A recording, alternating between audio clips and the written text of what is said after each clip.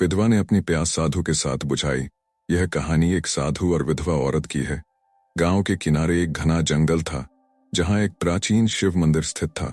उसी मंदिर के समीप एक साधु महाराज अपनी कुटिया में तपस्या किया करते थे।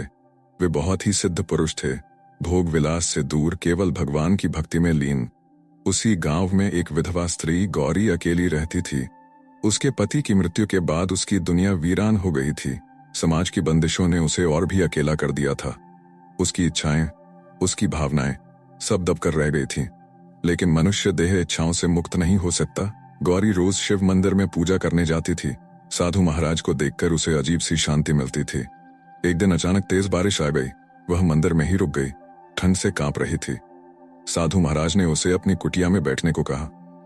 कुटिया के अंदर धूप जल रही थी, जिससे माहौल और भी सुरभित हो गया था। गौरी भीग चुकी थी, उसके वस्त्र शरीर से चिपक गए थे।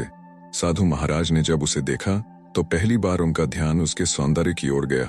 वे वर्षों से संयम में थे, लेकिन आज उनका मन विचलित होने लगा। गौरी भी एक स्त्री थी और वर्षों से अकेली थी। उसकी भी भावनाएं जाग उठी। साधु और गौरी की आंखें मिली और एक अजीब सा आकर्षण दोनों के बीच पनपने लगा। साधु ने अपनी आंखें बंद कर लीं, मन को शांत करने का प्रयास किया, लेकिन शरीर पर नियंत्रण कर पाना कठिन हो गया था। गौरी ने धीमे स्वर में कहा, महाराज, क्या भक्ति में प्रेम नहीं हो सकता? क्या शरीर की प्यास भी आत्मा की यात्रा का हिस्सा नहीं? साधु मौन रहे, लेकिन गौरी के स्पर्श ने उनकी साधना को हिला दिया। वह क्षण उनके लिए परीक्षा की घड़ी थी। बारिश रुक चुकी थी, सूरज उग चुका था। गौरी मंदिर की ओर बढ़ रही थी। गौरी के कदम भारी थे। मंदिर की सीढ़ियों से उतरते हुए उसके भीतर एक अजीब सी हलचल थी। बीती रात जो हुआ वह उसका सपना था या हकीकत? उसने साधु महाराज की आंखों में एक अनकही बेचैनी देखी थी और खुद उसके मन में भी एक अनजानी तृप्ति थी। उधर साधु महाराज अपनी माला फेर रहे थे, पर उनका मन भटक चुका था।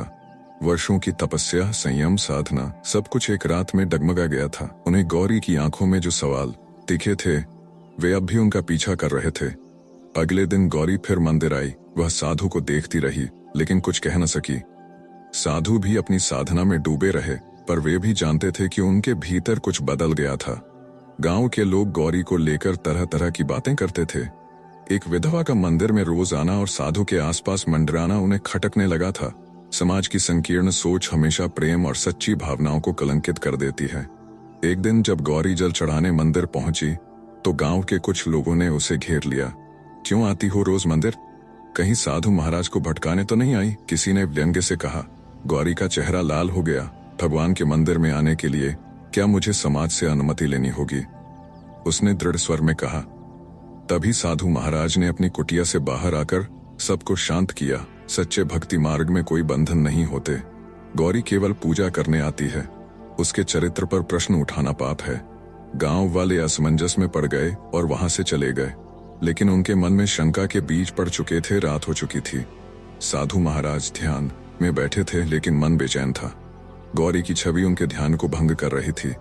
तभी गौरी धीरे धीरे कुटिया के द्वार तक आ पहुंची। महाराज, क्या प्रेम भी मोह है? गौरी ने संकोच से पूछा। साधु ने आंखें खोली। प्रेम यदि आत्मा का उत्थान करे तो वह भक्ति बन जाता है, पर यदि वह शरीर तक सीमित रहे तो मोह बन जाता है। गौरी एक क्षण चुप रही, फिर बोली, तो क्या एक विधवा को प्रेम का अधिकार नहीं? साधु कुछ नहीं बोले। गौरी आगे बढ़ी, उनकी ओर देखती रही। साधु के मन में भीषण संघर्ष चल रहा था, वैराग्य और आकर्षण का। गौरी ने धीरे से साधु का हाथ थाम लिया। उस स्पर्श में स्नेह था, समर्पण था, लेकिन वासना नहीं थी। साधु की आंखें भर आईं। उन्होंने पहली बार प्रेम की सच्ची अनुभूति की थी।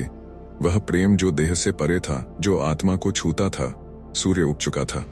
गांव में एक नई खबर फैल गई। साधु महाराज कुटिया छोड़कर चले गए थे। कोई नहीं जानता था कि वे कहाँ गए। गौरी मंदिर आई, लेकिन आज वहां साधु नहीं थे। उन्होंने वैराग्य को चुना था, लेकिन क्या वे सच में अपने मन को विरक्त कर पाए थे? ये सवाल अनुत्तरित रहे। तया गौरी ने शिवलिंग पर जल चढ़ाया और एक हल्की मुस्कान के साथ मंदिर की सीढ़ियां उतरने लगी। उसकी आंखों में अब भी प्रतीक्षा थी।